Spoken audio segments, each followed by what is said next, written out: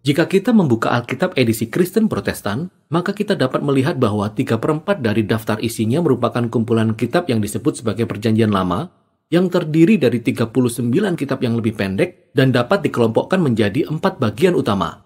5 kitab pertama disebut sebagai Pentatuk, lalu diikuti dengan kitab-kitab sejarah, kemudian dilanjutkan dengan kitab-kitab puisi dan diakhiri dengan kitab para nabi. Nah, walaupun susunan ini kelihatannya sederhana, tetapi sebenarnya jauh lebih rumit dan menarik. Susunan kitab dalam satu jilid yang disebut Perjanjian Lama ini merupakan tradisi Kristen yang belakangan dikembangkan setelah zamannya Yesus dan para rasul. Dalam tradisi Yahudi kuno, tulisan-tulisan ini masih berbentuk gulungan-gulungan terpisah yang disusun sebagai satu kumpulan dengan 3 bagian yang disebut sebagai Tanak. Tanak merupakan singkatan dalam bahasa Ibrani untuk Torah yang berarti pengajaran, Nevi'im yang berarti nabi-nabi, dan Ketuvim yang berarti tulisan-tulisan. Tanak memiliki kitab-kitab yang sama dengan Perjanjian Lama Protestan, tetapi susunannya berbeda. Torah atau Taurat dapat disamakan dengan Pentatuk. Sedangkan kitab para nabi terdiri dari 4 kitab kisah sejarah dan 15 kitab yang dinamai menurut nama nabi-nabi tertentu. Setelah itu, dilanjutkan dengan tulisan-tulisan, yang merupakan kumpulan dari berbagai puisi dan cerita. Nah, susunan 3 bagian ini sudah ada sejak zaman dahulu dan disebut-sebut dalam naskah Yahudi kuno seperti Gulungan Laut Mati, Kitab Kebijaksanaan bin Sirah, bahkan Yesus dari Nazaret pun merujuk kepada ketiga bagian ini. Dan ini dikarenakan susunan ketiga bagian ini terangkai ke dalam komposisi dari gulungan-gulungan itu sendiri. Jika kita perhatikan, maka kita dapat melihat bahwa setiap gulungan dikaitkan dengan referensi silang yang menghubungkan setiap tulisan ke dalam kumpulan besar 3 bagian tersebut. Jadi siapa yang telah bekerja menyatukan semua gulungan ini? Wah, prosesnya panjang. Ada beberapa penulis terkenal yang disebutkan namanya seperti Musa atau Daud. Tetapi sebagian besar penulisnya tidak diketahui namanya. Di dalam Alkitab, mereka hanya disebut sebagai ahli kitab atau para nabi. Di sepanjang sejarah Israel, gulungan-gulungan ini telah disusun oleh beberapa generasi ahli kitab yang telah mengumpulkan banyak kisah dan puisi dari waktu-waktu sebelumnya, lalu menggabungkannya ke dalam satu komposisi yang lebih besar, dan akhirnya menyatukannya ke dalam kumpulan gulungan kitab yang disebut sebagai Tanak. Dari tulisan-tulisan dalam kitab Mazmur dan kitab para nabi, jelas terlihat bahwa para ahli kitab ini sangat percaya pada pimpinan Roh Allah di sepanjang pengerjaannya, sehingga melalui perkataan manusia, Allah dapat berfirman kepada umatnya. Itulah sebabnya mereka sangat menghargai tulisan-tulisan ini. Mereka mempelajari dan menyusunnya menjadi satu kesatuan. Kita tidak tahu kapan persisnya proses ini selesai, tetapi kira-kira di sekitar abad-abad terakhir sebelum zaman Yesus. Secara keseluruhan, Tanak menolong kita untuk memahami sejarah Israel sebagai nubuatan yang mengungkapkan tujuan Allah untuk menyelamatkan seisi dunia. Meskipun kita tidak bisa mendapatkan penjelasan rinci tentang seluruh isi Tanak dalam satu video ini, namun kita bisa memperoleh gambaran secara umum tentang inti dari seluruh gulungan kitab ini. Taurat diawali dengan Allah menciptakan dan memberkati sebuah tempat tinggal yang sangat besar, yaitu dunia yang sangat baik. Kemudian Allah mempercayakan dunia ini kepada ciptaannya yang mencerminkan gambar Allah, yakni manusia, atau dalam bahasa Ibrani, Adam. Allah menunjuk manusia untuk memerintah atas dunia ini sebagai raja dan ratu atas ciptaannya. Pertanyaannya sekarang adalah, apakah mereka mempercayai hikmat Allah untuk bisa membedakan yang baik dan yang jahat? Ataukah mereka menentukan sendiri mana yang baik dan yang jahat buat diri mereka? Nah, ada makhluk lain yang tinggal bersama-sama manusia, yaitu si ular yang misterius. Si ular yang memberontak melawan sang pencipta dan menipu manusia, sehingga mereka dengan bodohnya memberontak terhadap kemurahan Allah. Akibatnya, manusia terpisah dari Allah, sumber kehidupannya, dan mereka dibuang dari taman yang penuh berkat itu sehingga mati di padang belantara yang ganas. Dari sana, umat manusia terus tersebar dan menetapkan sendiri mana yang baik dan yang jahat, sehingga mereka makin memburuk dengan cepat. Mereka membangun kota-kota yang dipenuhi dengan kekerasan dan penindasan, yang semuanya menjadi dasar berdirinya sebuah kota yang disebut Babel, tempat di mana orang-orang meninggikan diri sendiri menjadi seperti Allah. Nah, sekarang, jalan cerita utama dari seluruh Alkitab sudah kelihatan. Allah ingin memberkati dan memerintah atas dunia ciptaannya melalui manusia. Tetapi sekarang manusialah yang menjadi masalahnya. Manusia berada di bawah pengaruh si jahat. Mereka menjadi bodoh, picik, dan merusak diri sendiri. Namun ini semua menjadi awal dari solusi Allah. Kita butuh manusia yang baru. Jadi Allah berjanji akan mendatangkan manusia baru yang tidak akan tunduk pada si ular. Bahkan ia akan meremukkan si ular, tetapi juga diremukkan olehnya. Dari sini, kisahnya berlanjut dengan menelusuri garis keturunan yang dijanjikan kepada seorang pria dan wanita, Abraham dan Sarah. Allah mempercayakan kepada mereka berkat Allah yang sama dengan yang diberikan kepada manusia pertama. Jadi mereka meninggalkan Babel menuju ke tanah yang baru yang menyerupai taman yang Allah janjikan bagi keluarganya. Berikutnya adalah kisah mengenai keluarga Abraham. 3 generasi, Abraham, Ishak, dan Yakub. Dilanjutkan dengan 12 anak laki-laki. Dan kita sangat berharap pada mereka sampai akhirnya kita melihat kisah keluarga mereka yang hancur dan berantakan. Mereka berbohong, menipu, dan hampir membunuh satu sama lainnya, belum lagi skandal seksnya. Tetapi apa yang bisa kita harapkan setelah kisah di Taman Eden? Mereka hanyalah manusia biasa. Pada akhirnya, keluarga Abraham dibuang ke Mesir. Semua kegagalan dalam keluarga Abraham ini menjadi latar belakang yang suram di balik momen-momen yang indah dalam kisah tersebut. Allah tetap setia pada umatnya. Ia bahkan memberi mereka sebuah janji yang abadi yang disebut sebagai perjanjian, di mana Allah akan menyelamatkan dan memberkati seluruh umat manusia melalui mereka.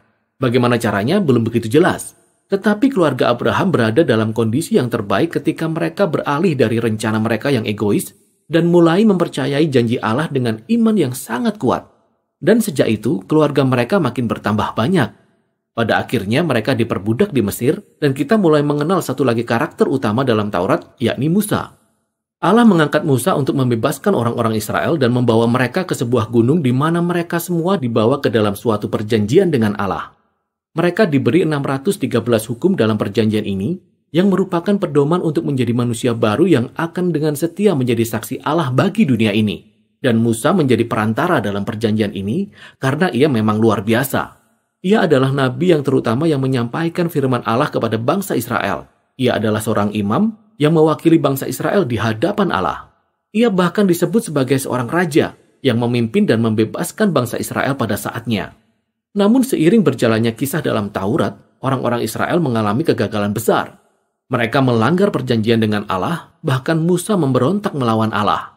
Bahkan di akhir Taurat, Musa menubuatkan bangsa Israel akan terus mengalami kegagalan, bahkan sampai saat mereka kembali ke tanah perjanjian, dan mereka sekali lagi akan berakhir dalam pembuangan. Namun Musa berharap Allah akan memenuhi janjinya untuk menyelamatkan bangsa Israel. Suatu hari nanti Allah akan membereskan kegagalan mereka dan menyembuhkan hati mereka yang egois sehingga mereka bisa sungguh-sungguh hidup dan mengasihi Allah. Dan kemudian matilah Musa. Nah, kalimat-kalimat terakhir dalam gulungan kitab ini sangatlah mengejutkan karena kita akan mendengar dari ahli-ahli kitab yang menyusun tanak dari sudut waktu yang maju ke depan. Mereka merenungkan kembali kisah Musa dari sudut pandang mereka dan menyatakan bahwa dalam sejarah Israel, nabi seperti Musa tidak akan pernah ada lagi.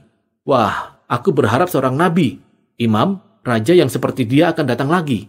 Dari sini kita beralih ke bagian Nevi'im yang terdiri dari 2 kumpulan. Yang pertama, nabi-nabi awal. 4 narasi tentang kisah bangsa Israel di tanah perjanjian yang diceritakan oleh para nabi dari sudut pandang di masa depan. Pada awalnya semua berjalan dengan baik di bawah kepemimpinan Yosua. Kita tahu bahwa ia menjadi pemimpin yang sukses karena ia seperti Musa dan selalu merenungkan kitab suci siang dan malam. Tetapi akhirnya, Yosua pun mengalami kegagalan. Inilah awal dari kejatuhan bangsa Israel yang panjang dan menyakitkan menuju kehancuran. Tepat seperti yang telah diperkirakan oleh Musa dan dalam kisah di Taman Eden. Kebanyakan kisah ini berfokus pada kegagalan para raja, para nabi, dan imam-imam Israel. Bagaimana mereka telah berbohong, menipu, saling membunuh, dan menyembah berhala. Pada dasarnya, kisah ini mengulangi kisah kegagalan para leluhur mereka tetapi lebih lama dan lebih mengerikan. Namun ada titik terang, di mana Allah menegaskan kembali janjinya untuk memberkati seluruh umat manusia melalui seorang manusia baru, yaitu seorang raja dari garis keturunan Daud. Dan kita dapat melihat beberapa kisah seperti Daud atau Salomo yang mengalami saat-saat seperti Abraham ketika mereka mempercayai Allah. Tetapi ini tidak pernah bertahan lama. Dan tahukah Anda, keturunan Abraham akhirnya kembali ke tempat di mana mereka berasal, yaitu ketika mereka ditaklukkan dan dibuang ke Babel. Tetapi ingat, seluruh kisah ini diceritakan oleh para nabi dari sudut pandang di masa depan. Jadi mereka tahu pembuangan ini bukanlah sebuah akhir. Sehingga mereka menyusun kisah masa lalu Israel ini sebagai penunjuk kepada pengharapan mereka di masa depan. Ketika Allah membebaskan umatnya dari Babel, ia akan mengirimkan seorang raja baru yang seperti Musa dan Daud dan Salomo pada saat mereka masih setia. Sebenarnya inilah yang menjadi inti dari bagian kedua dari Nevi'im, yaitu nabi-nabi berikutnya. Ada 3 tulisan panjang dan 12 tulisan pendek yang terkait dengan nabi-nabi tertentu, yang memang sengaja disusun untuk mengingatkan kita akan 3 plus 12 leluhur sejak kitab Kejadian, yang kisah kegagalannya juga mengandung benih-benih pengharapan di masa depan. Gulungan kitab para nabi ini memiliki banyak referensi silang yang menghubungkannya dengan kisah dalam kitab Taurat dan para nabi, dan kemudian melanjutkan kisahnya lebih jauh. Tugas nabi-nabi Israel adalah menjadi seperti Musa dengan menuduh Israel lama atas kegagalan dan kejahatan mereka, dan juga memperingatkan mereka akan ganjaran yang terus membayang-bayangi mereka, yaitu hari Tuhan, yang akan berakhir dengan kekalahan dan pembuangan di Babel.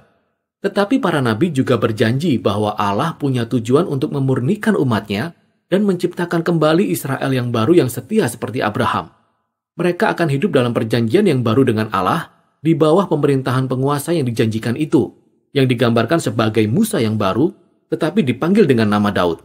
Ialah yang akan memulihkan berkat Allah bagi seisi dunia.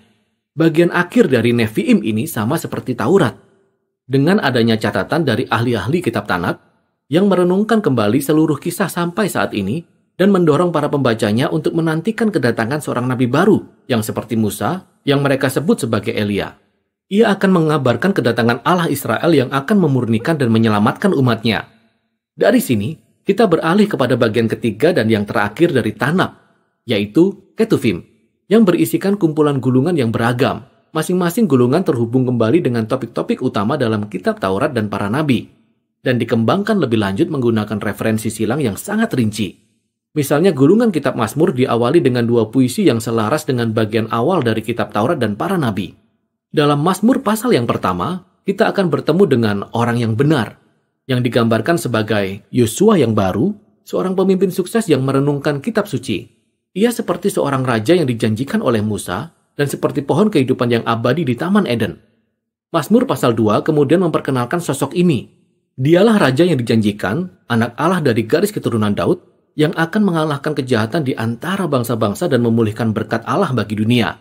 Dan seterusnya gulungan kitab Mazmur mengajarkan kepada umat Allah bagaimana mereka harus berdoa saat mereka sedang menantikan pengharapan di masa depan ini. Lalu ada juga gulungan kitab-kitab hikmat yang membahas beberapa pertanyaan yang paling sulit dari kisah yang ada dalam kitab Taurat dan para nabi. Nah, kitab Amsal terdengar seperti Musa yang berbicara dalam kitab Taurat.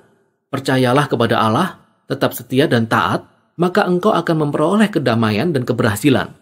Tetapi kemudian ketika pengkhotbah dan Ayub mengingat kembali sejarah bangsa Israel yang berliku, mereka berkata, "Ya, kami sudah mencoba, tapi tidak semudah itu." Ketiga kitab ini secara mendalam berbicara tentang apa artinya hidup dengan bijak di dalam dunia Allah yang baik, tetapi seringkali membingungkan. 2 kitab terakhir dalam Tanakh memberikan masukan yang sangat penting. Gulungan kitab Daniel melihat kembali sejarah panjang kegagalan dan penderitaan bangsa Israel sebagai pintu pengharapan yang istimewa menuju masa depan baru bagi dunia. Suatu hari nanti, manusia baru yang dijanjikan dalam kitab Taurat dan para nabi akan datang. Ia akan ditindas oleh niat jahat manusia yang menyerupai binatang, tetapi Allah akan membela dia dan membangkitkan dia untuk memerintah atas dunia dengan kuasa Allah. Dan akhirnya, gulungan kitab Tawarik menceritakan kembali seluruh kisah dalam Tanakh, mulai dari awal hingga kembalinya bangsa Israel dari pembuangan. Penulisnya berfokus pada janji Allah kepada Daud, yaitu tentang seorang raja di masa depan yang akan menyatukan kembali umat Allah di Yerusalem baru dan akan membawa berkat Allah bagi bangsa-bangsa. Baris terakhir dari gulungan kitab Tawarik ini telah dipadankan dengan tulisan-tulisan penting dari seluruh kitab Tanakh. Kalimat ini terus memberikan pengharapan untuk akhirnya bisa kembali dari pembuangan dengan datangnya seorang Israel yang disertai oleh Allahnya, sehingga ia bisa pulang ke Yerusalem dan memulihkan Yerusalem yang baru. Dan demikianlah akhir dari kisah ini. Tanakh merupakan kumpulan dari gulungan kitab Ibrani kuno yang disusun secara terencana dan penuh keagungan.